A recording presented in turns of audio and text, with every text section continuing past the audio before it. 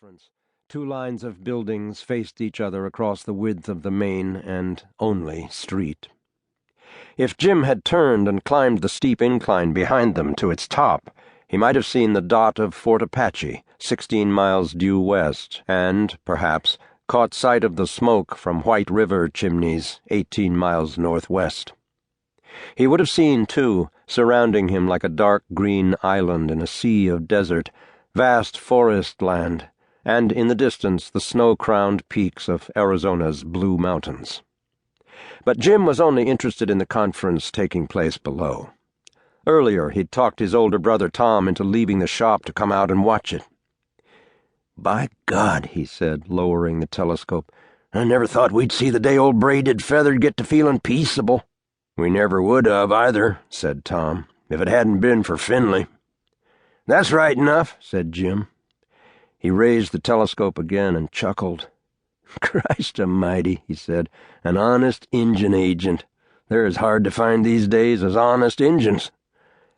His brother grunted and glanced up briefly at the leaden sky. Each time he looked at it, it seemed to have descended lower. "She's going to start to pouring soon," he said. "We'd better hightail us back to town." "Oh, let's wait a while," said Jim. "The meeting can't last much longer." "Jim, they've been an hour already," said his brother, checking his watch. A raindrop spattered across the gold case, and he wiped it off on his coat sleeve. "See, there's a drop already," he said. "We'll get soaked." "Just a mite longer," said Jim, looking intently through the telescope. "We can ride back fast if she starts up." Tom put his watch away and looked over at his brother.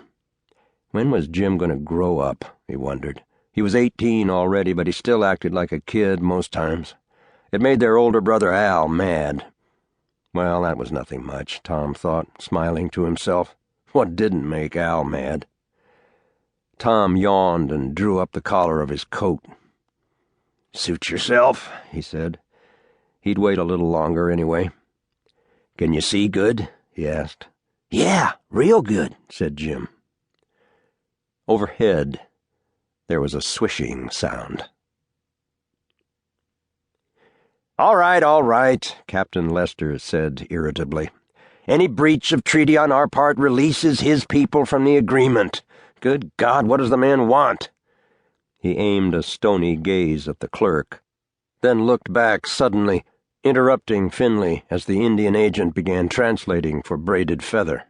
"That goes both ways, of course," he snapped. When Finley turned again to the Apache chief and his son, he saw that although they had not understood the content of Lester's words, his tone of voice had been apparent enough. There was a tightening twitch at the corners of Lean Bear's mouth, the faintest additional glitter in the dark eyes of Braided Feather. Finley pretended not to notice. He nodded to the two Apaches, then asked a question. The chief sat in silence a while. Across the table from him, Lester shifted restlessly, the wooden stool creaking beneath his weight. Then Braided Feather nodded once, curtly, and his son grunted, lips pressed together. Finley turned to the captain.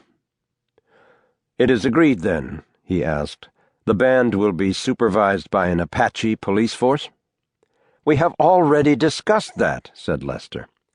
"Further," said the agent, "that the band will be subject only to Apache courts and juries to be formed?" "Presuming that the members of said courts and juries are acceptable to the United States government," said Lester.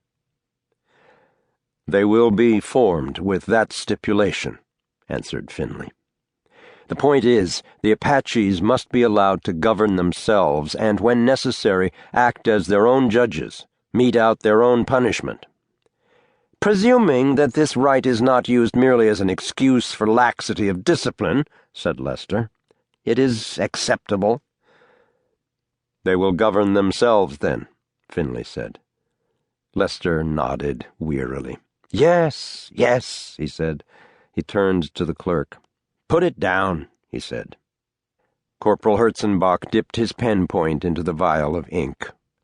The sound of it as he wrote was a delicate scratching in the tent, just heard above the flapping of the canvas. Over the distant mountains